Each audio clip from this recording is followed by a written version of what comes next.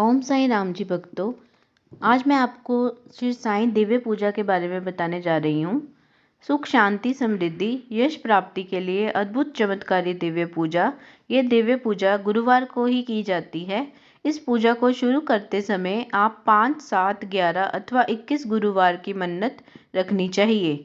ये दिव्य पूजा महिलाएं ही नहीं बल्कि पुरुष और बच्चे भी कर सकते हैं।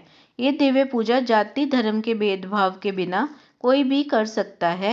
ये पूजा पूर्ण श्रद्धा और पवित्र भाव से करनी चाहिए। ये पूजा खाली पेट नहीं की जाती, अर्थात दिव्य पूजा वाले दिन फलाहार और या फिर भोजन अवश्य लेना चाहिए। दिव्य पूजा करने की विधि। ये दिव्य पूजा बहुत ही चमत्कारी है। पूजा शुरू करने से पहले हथेली के बराबर एक नया सफ़ेद कपड़ा लेकर गीली हल्दी में उसको डुबोकर उसे सुखा लें एवं पूजा शुरू करने से पहले इस कपड़े को तैयार रखें। गुरुवार की सुबह या शाम को स्नान करके स्वच्छ कपड़े पहनकर फिर पूर्व दिशा में बाबा श्री का आसन रखकर उसके ऊपर स्वच्छ कपड़ा बिछाकर उस पर बाबा श्री का फोटो या मूर्ति स्थापित करें।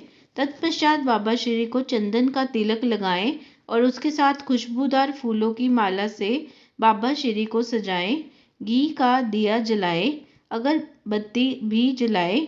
पूजा की तैयारी करने के बाद बाबा जी के सामने बैठकर उस सूखे पीले कपड़े में 1 या 2 रुपए का सिक्का रखकर जिस कार्य के लिए भी आपने दिव्य पूजा शुरू की है उस कार्य को पूरा करने के लिए श्री साईं बाबा से सच्चे दिल से प्रार्थना करते हुए उस सिक्के को कपड़े में लपेटकर गांठ बांध देनी चाहिए।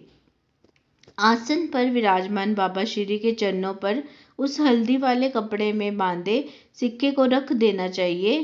5, 7, 11, 21 गुरुवार कितनी भी मन्नत प्रथम गुरुवार को ही मांग लेनी चाहिए।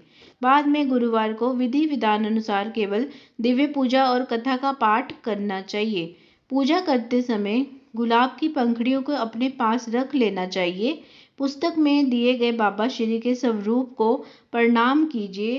तत्पश्चात श्री साईं अष्टोचन का पाठ करते हुए बाबा जी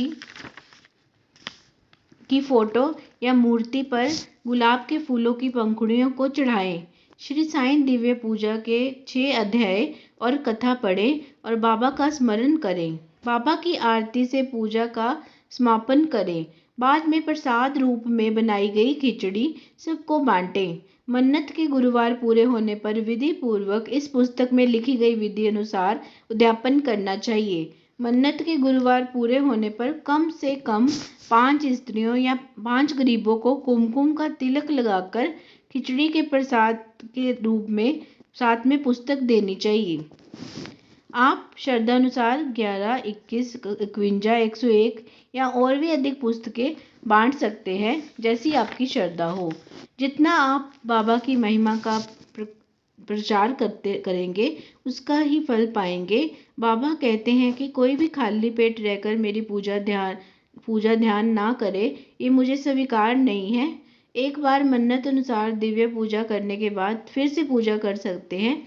यदि आप दिव्य पूजा के दौरान यात्रा पर हो तो आप उस गुरुवार को छोड़कर अगले गुरुवार को पूजा कर सकते हो, पर यह पूजा अपने घर में ही करनी चाहिए। अगर मासिक धर्म भी हो तो उस गुरुवार को छोड़कर अगले गुरुवार पूजा करनी चाहिए।